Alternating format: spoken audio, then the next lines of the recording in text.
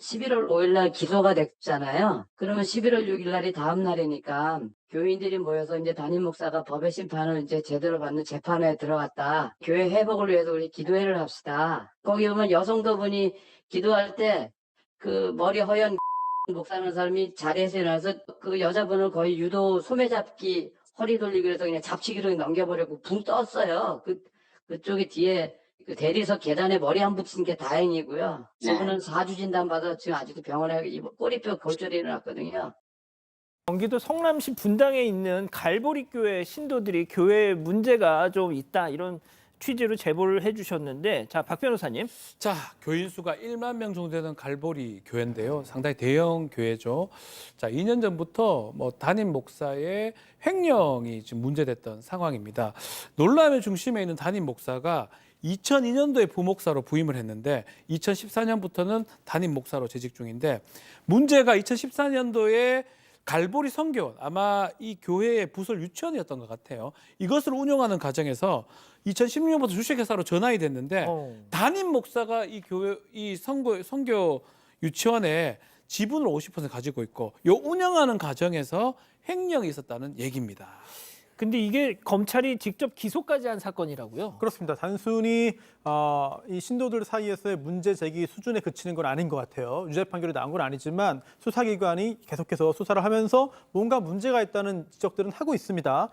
신도들이 담임 목사를 이제 금전적인 문제를 이유로 고소를 했는데 경찰이 수사했더니 교회 선교활동비를 이제 받아서 이걸 임의로 사용했다 이렇게 보고 검찰에 송치했습니다. 그리고 검찰이 또 이걸 또 다시 들여다봤더니 실제로 횡령이 벌어졌다라고 보고 지난주에 불구속 기소했거든요. 이제 재판이 진행될 텐데 이제 기소할 때 교회 부속 유치원 자금 약 10억 6천만 원을 받아서 이걸 개인적인 용도로 사용했다 이렇게 보고 기소를 했고요. 이제 법원의 재판을 앞두고 있습니다.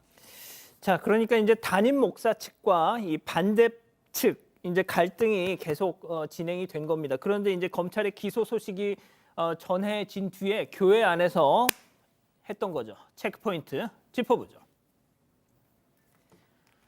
오 마이 갓! 무슨 얘기인지 들어보시죠. 11월 5일 날 기소가 됐잖아요. 그러면 11월 6일 날이 다음 날이니까 교인들이 모여서 이제 담임 목사가 법의 심판을 이제 제대로 받는 재판에 들어갔다. 교회 회복을 위해서 우리 기도회를 합시다. 거기 보면 여성도분이 기도할 때 그 머리 허연 목사라는 사람이 자리에서 일어나서 그 여자분을 거의 유도 소매잡기 허리 돌리기 해서 그냥 잡치기로 넘겨버렸고 붕 떴어요. 그쪽에 뒤에 그 대리석 계단에 머리 안 붙인 게 다행이고요. 네. 저분은 4주 진단 받아 지금 아직도 병원에 꼬리뼈 골절이 일어났거든요. 많이 다치셨겠는데요. 네. 지금 이 꼬리뼈가 골절돼서 전치 4주 진단을 받았다고 합니다. 그러니까 사건을 발생한 것은 그 목사가 기소가 되고 바로 다음 날에 반대파 신도들이 드디어 이제 목사가 법의 심판을 받게 됐으니까 우리가 교회 정상화를 위해서 기도를 하자. 그리고 이제 기도회를 열었대요. 근데 그거를 앞에서 이제 주도한 60대 여성이 앞에 보시던 그 여성이거든요. 이제 기도회를 하자. 그리고 기도를 시작했는데 기도라면 눈을 감고 있을 거 아니에요.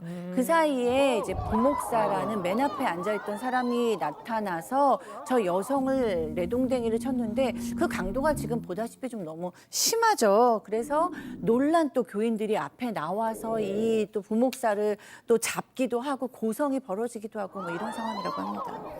자, 앞서 보신 영상, 지금 보신 영상은 반대파 신도들이 방송에서 좀 공정하게 보도해달라면서 부목사의 폭행 이후 이 벌어진 몸싸움 장면까지 저희가 편집 없이 보내드린 건데, 자, 그런데 지난주 목요일 교회에서 이런 불미스러운 일이 벌어진 뒤에 그 주 일요일 예배에서 이 사건을 언급했다고 합니다. 들어보시죠. 갈사모가 분리예배를 강행한 주된 주장은 담임 목사님의 기소 때문이라는 것인데, 기소는 말 그대로 법의 판단을 받기 위한 절차에 불과합니다. 이를 범죄자로 몰아가며 교회를 분열시키며 분리시키는 악의적인 행동을 자행한 것입니다. 갈사모는 모경의 동의와 승인 없이 본당과 음향시설을 점거하여 무단으로 사용 및 훼손하였고, 이를 중지하는 과정에서 물리적 충돌이 발생하게 되었습니다. 우리는 끝까지 하나님의 거룩한 성전을 지켜낼 것입니다. 그러니까 이제 아직 법원 판단이 나온 게 아니다 이런 입장인 것 같아요. 맞습니다. 방금 들으신 것처럼 예. 법원의 판단이 나오기 직전의 상태가 사실 기소 단계이잖아요. 그러니까 그거에 대해서 지금 뭐 반대파가 하는 행동은 좀 문제적인 행동이다라는 입장이고, 또 부목사의 폭행에 대해서 부목사가 여성 신도가 들고 있던 마이크를 빼앗는 과정에서 쓰러진 거지 의도적으로 바닥으로 내던진 게 아니다라는 입장을 덧붙여서 밝히기도 했습니다. 자, 반대파 측에서도 부목사의 이 머리채를 잡는 등 폭행을 가해서 이거는 기본적으로 쌍방으로 봐야 한다. 이렇게 지금 반박을 또 하고 있는 입장인 것 같습니다. 예, 이 담임 목사도 같은 날 예배에서 설교 말미에 이 본인의 입장을 전했는데요. 그 얘기도 한번 보고 가시죠. 이번 일에 대해서 사회법 절차나 행정 처리 부분에서 실수한 점이 있다는 것을 솔직히 인정하고 성도님께 송구스럽게 생각하고 있습니다. 그러나 여러분의 담임 목사로 부끄러운 일은 하지 않았습니다. 저를 향해서 도둑놈이라는 외침을 하는 분들에게 저는 묻고 싶습니다. 하나님은 실수하지 않으시는 하나님이라고 여러분이 늘 말씀하지 않습니까? 제가 실수로 이 자리에 있는 것 같으십니까? 저는 그렇게 믿지 않습니다. 하나님의 계획이 있어서 이 자리에 있는 줄 믿습니다. 제가 교회 측의 어떤 입장을 다시 조금만 더 부연해드리겠습니다. 그러니까 사건 발생 날은 교회에서 공식적으로 모임이 있던 날이 아니었고 반대파 신도들이 무단으로 교회 건물을 사용했던 것이다. 뭐 이런 것인데 또 이 담임 목사의 이 얘기를 들어보면 모든 것이 하나님의 계획이다. 그렇습니다. 일단 얘기 보면 기소 자체가 법적 그냥 절차일 뿐이고 그걸로 확정된 게 아니고 하나님이 실수를 안 하는데 내가 담임 목사 된 게 이게 실수냐 뭐 이렇게 얘기를 해요. 그러면서 처음부터 이제 교회 사례비가 교회하고 하나님 위해서 쓰려고 했기 때문에 50% 이상은 교회 헌금하고 선교지를 위해서 썼다고 주장을 합니다. 그러면서 특히 부설 유치원에서 나간 돈이 전도 사업에 사용됐기 때문에 이거는 문제가 없고 반대파가 트집 잡는 것에 불과하다고 얘기를 하고 있는데요.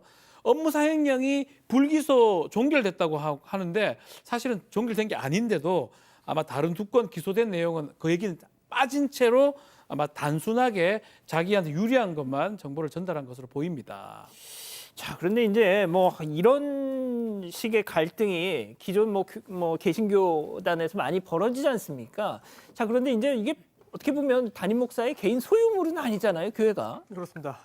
뭐 세속법 또는 사회법상으로도 실제로 그렇거든요. 그렇기 때문에 이제 목사가 개인 소유물인 것처럼 생각을 하거나 또는 착각을 하거나 그렇게 문제를 일으키면은 이제 법적인 여러 가지 제재로 이어질 가능성이 높은데 물론 이 교회의 이 사건이 어떤 결과로 마무리될지는 저희가 지켜봐야 되는 것입니다만 비슷한 사건들이 꽤 여러 건 그동안 있었죠. 예. 그래서 관심 있게 재판 결과까지 봐야 되는 것인데요.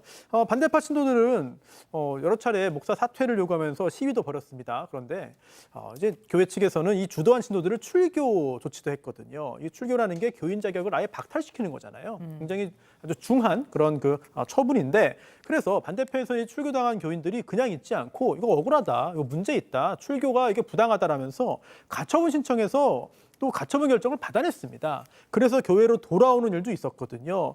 이렇게 담임 목사를 반대한다는 이유로 출교까지 시키는 거는 너무한 거 아니냐 이런 입장을 보이고 있고요. 또 최근에 또 이런 문제까지 또 이제 드러났습니다. 제기됐는데요. 교회에 나왔는지 여부를 확인하는 그런 앱을 설치하라고 이제 교회 측에서 했습니다. 지금 저거군요. 네네. 그런데 이걸 설치했는데 여기에서 이 사용할 때 언제 사용하는지 설정하는 게 있는데 앱을 사용하는 동안만 이 위치 정보 활용을 이제 허용해주는 그런 옵션이 있고요. 그리고 또 항상 허용해주는 선택도 있거든요. 여기에 대해서 항상 허용으로 해라. 교회 측에서 이렇게 교인들에게 시켰는데 이게 혹시 교인들을 감시하려는 목적 아니냐. 뭐 이런 주장까지도 하고 있습니다. 그렇군요. 손 변호사님 말씀하신 것처럼 계속 좀 지켜봐야 될 것 같습니다.